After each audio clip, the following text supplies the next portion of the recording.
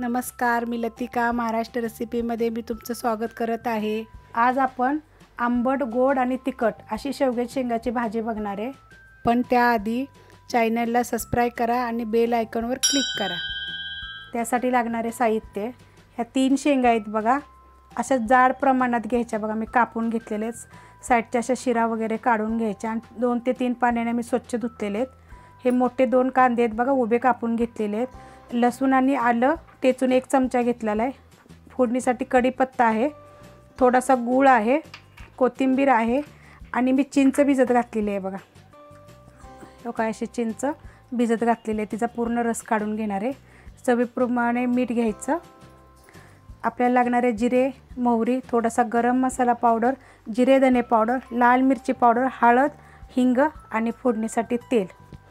तर मी एक टोप गरम करत ठेवलं आहे बघा, त्यात मी पाणी गरम करत ठेवलेलं आहे। त्याच्यामध्ये आपण थोडंसं मीठ टाकून घेऊया आणि आपण ह्या शेंगांना शिजत घालूया। आपण हे थोड्या शिजवायच्या बघा शेंगा।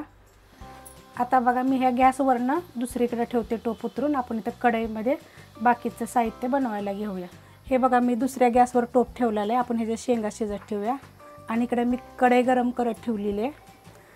तर आपण चांगली कढई गरम होऊन द्यायची पहिली। हे बघा आपली कढई चांगली गरम झालेली आहे। त्याच्यामध्ये आपण 2 चमचे तेल टाकून घेऊया। चांगलं गरम होऊन द्यायचं। आता त्याच्यामध्ये अर्धा चमचा मोहरी, अर्धा चमचा जिरे, कढीपत्ता, 2 चिमूट हिंग टाकले आणि हे 2 कांदे उभे कापून घेतलेले आहेत बघा। हे चांगलं कांदा भाजून घ्यायचा बघा। हे बघा आपला आता हलकासा कांदा भाजलेला आहे आणि ह्या शेंगा बघा आपल्या शेवग्याच्या आपण जे शिजत घातलेल्या आहेत, शिजलेले आहेत। मी गॅस बंद केला आहे। आता ह्याच्यावर मी एक झाकण ठेवते, म्हणजे अजून जरा चांगल्या वाफलतील गरम पाण्यामध्ये। आता ह्याच्यामध्ये बघा हे लसूण आणि आलं 1 चमचा आहे, कुटून घेतलेलं आहे बघा खलबत्त्यामध्ये चांगलं।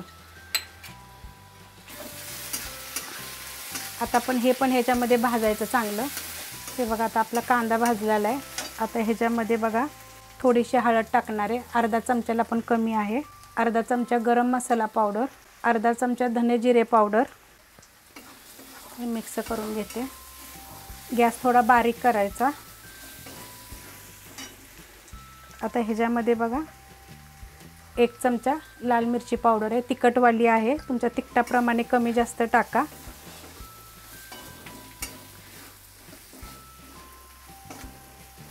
आता ह्याच्यामध्ये जे आपण चिंच आपण भिजत घातलेली होती तिचं आपण पाणी टाकून देऊया।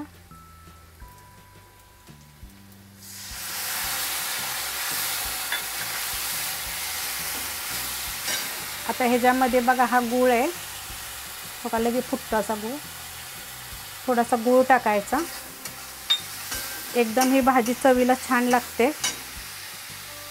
चवीप्रमाणे मीठ टाका। मगाशी आपण शिजवताना पण थोडंसं मीठ टाकलं होतं।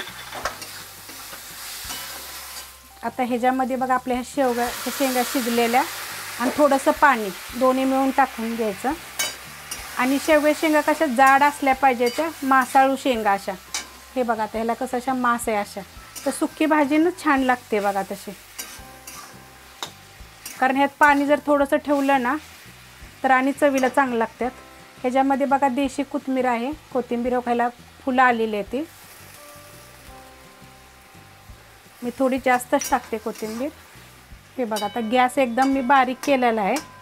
एक 5 मिनिटासाठी ना मी हे झाकून ठेवते बघा।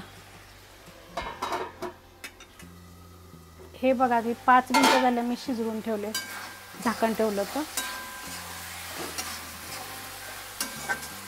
ही बघा आपली भाजी झालेली आहे शेवग्याच्या शेंगाची आणि चवीला एवढी छान लागते। तुम्ही वरण भातावर तोंडी लावू शकता, अशी पण भाकरीवर खाऊ शकता। आता उन्हाळ्याच्या दिवसात ना जेवण जात नाही, तर तुम्ही ही भाजी करून बघा शेवग्याच्या शेंगाची। मी ही वेगळी पद्धत जरा तुम्हाला दाखवलेली आहे। जर आवडले तर लाईक करा, सबस्क्राईब करा, कमेंट करा आणि शेअर बी करा।